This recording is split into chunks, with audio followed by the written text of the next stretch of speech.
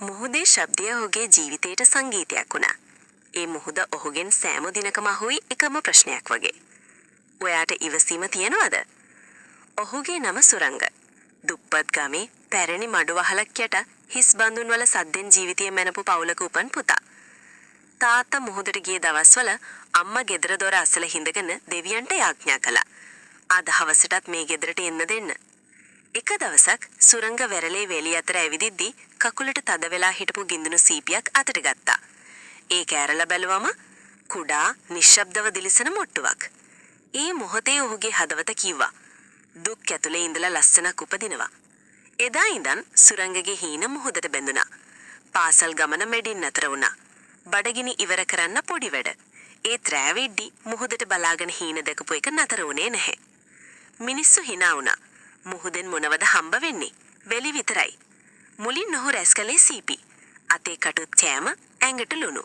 කවදා හරි හොඳ දෙයක් හම්බ වෙයි කියන බලාපොරොත්තුව විතරයි තිබුණේ. බොහෝ දවස්වල වෙළඳ පොලෙන් ආපහු ගෙදර එද්දී අතේ තිබුණේ සීපි කිහිපයක්. හදවතේ තිබුණේ බරක්. එක රැක අම්මා කිව්වා පුතා හීන හොඳයි.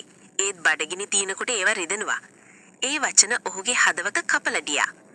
අන්තිමේ ඔහු තීරණය කළා. මට දුක් ඇතුලේ උපදින මුත්තුව හොයාගන්න ඕන.